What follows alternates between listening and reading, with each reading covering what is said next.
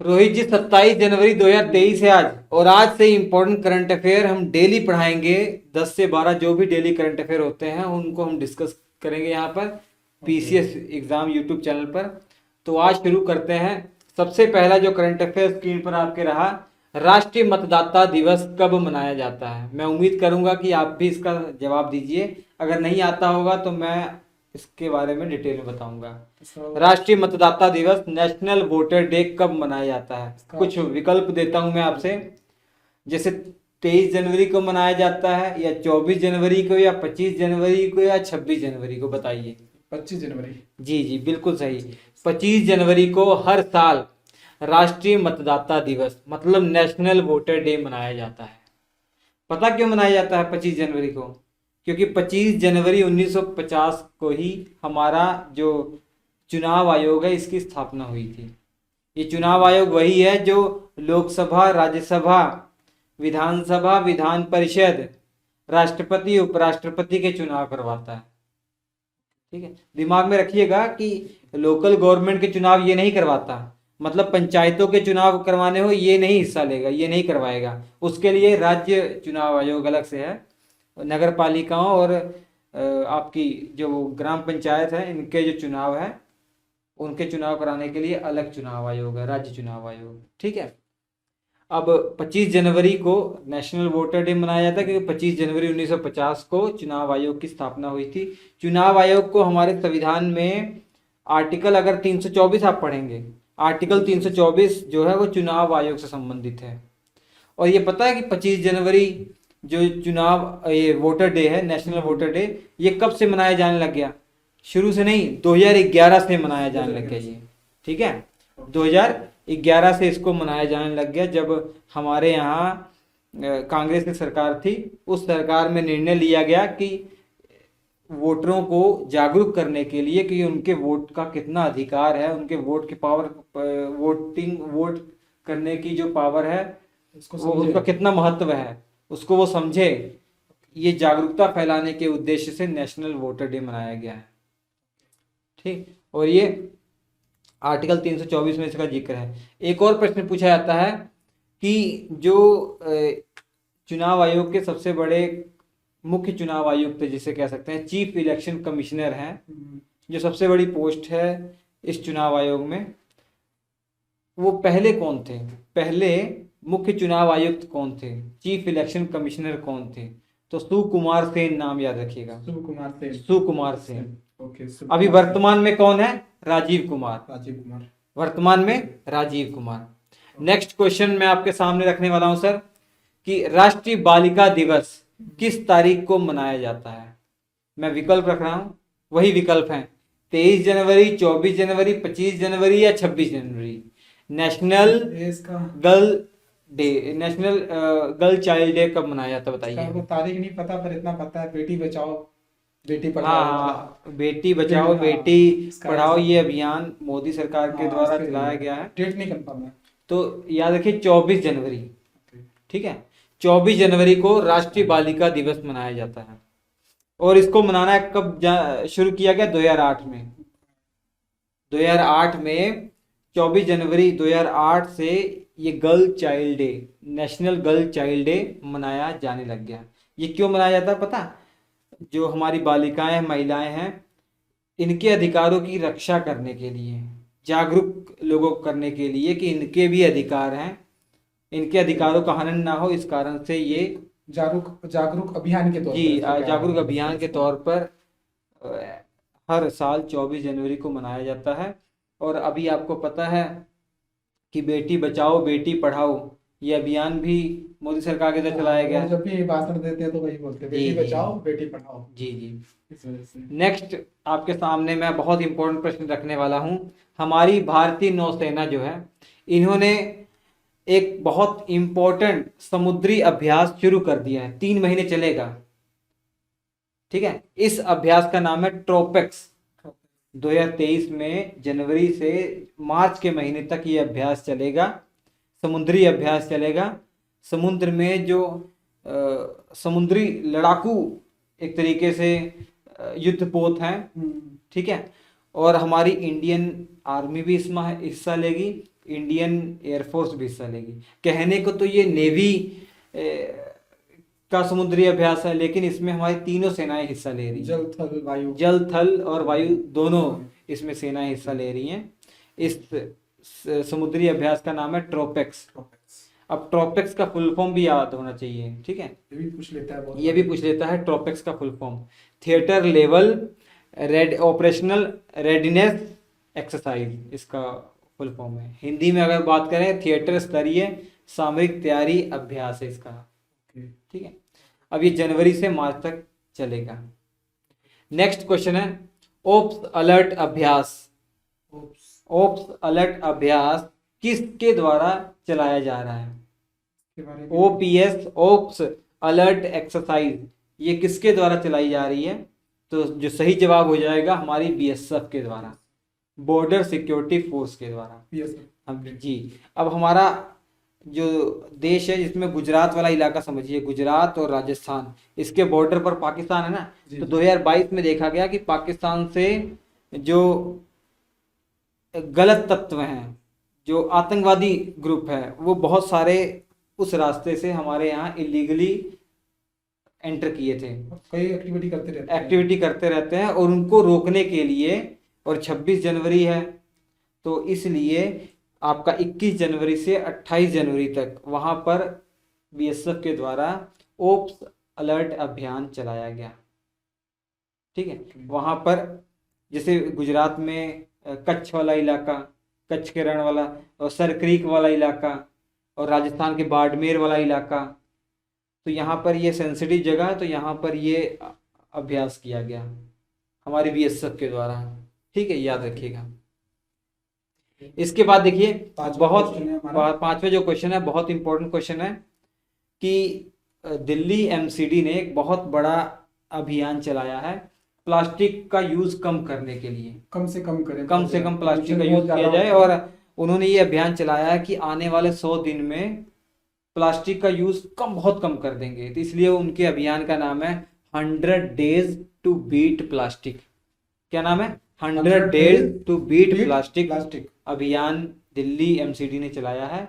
और इसकी जो शुरुआत, इसको जो लॉन्च किया है, वहाँ के लेफ्टिनेंट गवर्नर जो है ये वीके सक्सेना, इनके द्वारा ये लॉन्च किया गया। बहुत अच्छा क्वेश्चन है, बहुत अच्छा क्वेश्चन है ये, ठीक है। 100 days to beat plastic. Next question है यूथ 20 की पहली बैठक। G20 आपने सुना था ना, G20 समिट। अब G20 के ही द्वारा एक ग्रुप बनाया गया Y20, मतलब G20 में जितने देश है ना, वही देश के लोग यहाँ भी शामिल हैं, Y20। तो Y20 मतलब यूथ 20, मतलब G20 के जो देश हैं उनके जो यूथ है वो इस Y20 में शामिल हैं, ठीक। ये पहली बैठक इसकी गुवाहाटी में हुई। इस साल ये पहली बार शुरू किया गया और पहली बैठक इसकी गुवाहाटी में हुई है। भारत ने इसकी अध्यक्षता की है। 3 दिन तक ये चलेगा, ठीक है। 6 फरवरी से 8 फरवरी तक ये चलेगा, ठीक है। अब मैं आपको बता दूं, यूथ की परिभाषा एक होती है ना कि यूथ कितनी वर्ष से कितने वर्ष तक यूथ है इंसान, नौजवान। हाँ, विश्व स्तर पर माना गया है कि 15 साल से अगर 24 साल के बीच में आयु है तो वही यूथ कैटेगरी में काउंट किया जाएगा। अभी एक चीज और है, आने वाले टाइम में हमारी यूथ की जनसंख्या बहुत ज्यादा होने वाली है। जी जी, ये ज्यादा हो रही है। जी ये तो है, ये बिल्कुल सही आप कह रहे हैं, देखा जाए, ठीक है। और कहीं ना कहीं इसी वजह से जितने भी यूथ हैं, जी जी, एजुकेशन लाइन में अपनी कंपटीशन बहुत ज्यादा हो रहा है। जी जी, बहुत बहुत कंपटीशन, और आगे और भी कंपटीशन होता रहेगा सर। मैं आपको बता दूं सर, जो ये यूथ 20 ये जो समिट है जो होगा आगे, इसका थीम क्या होगा, लोगो क्या होगा, वो ऑलरेडी लॉन्च कर दिया है हमारे जो केंद्रीय मंत्री हैं अनुराग सिंह ठाकुर, ठीक है। यूथ अफेयर्स एंड स्पोर्ट जो हमारे अनुराग सिंह ठाकुर हैं, इन्होंने इस वाई समिट के लोगों को, थीम को लॉन्च कर दिया ऑलरेडी। नेक्स्ट क्वेश्चन बहुत इंपॉर्टेंट है सर। जल संरक्षण योजना प्रारंभ करने वाला राज्य कौन सा है? अगर आप बता सकते बता दीजिए। पता नहीं, पर ये क्वेश्चन बहुत इंपॉर्टेंट है। हाँ, तो झारखंड है सर इसका। जल संरक्षण योजना प्रारंभ करने वाला जो राज्य है अभी हाल ही में जिसने प्रारंभ किया है वो झारखंड है। इनका मेन उद्देश्य है कि जो सूखा के कारण हमारे किसान पीड़ित हो गए हैं उनकी हेल्प की जाए, उनको कुछ राहत दी जाए।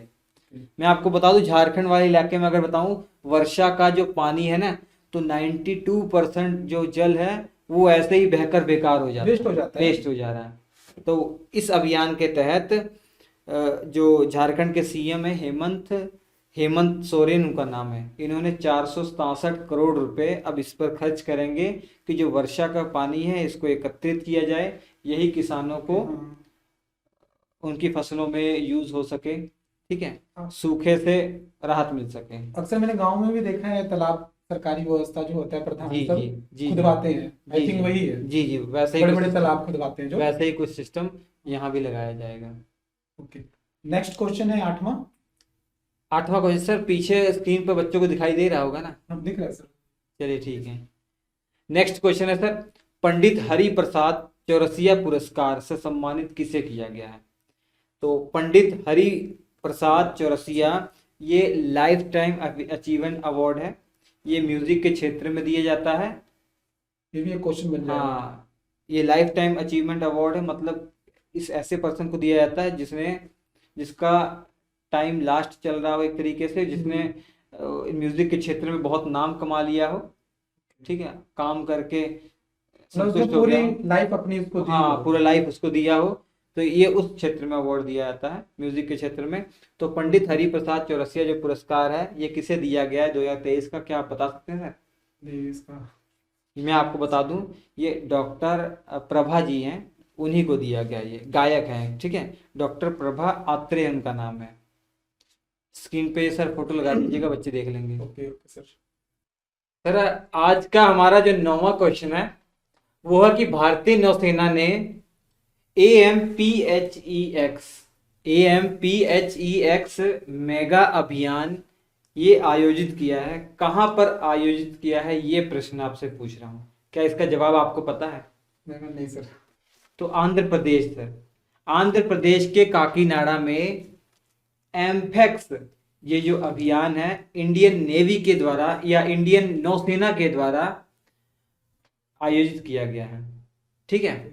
कहां पे? आंध्र प्रदेश में, आंध्र प्रदेश के काकीनाडा में। इसका मतलब ये नहीं है कि केवल नौसेना ने इसमें हिस्सा लिया हो, नहीं, भारत की थल सेना ने भी इसमें हिस्सा लिया है, वायुसेना ने भी इसमें हिस्सा लिया है, ठीक है।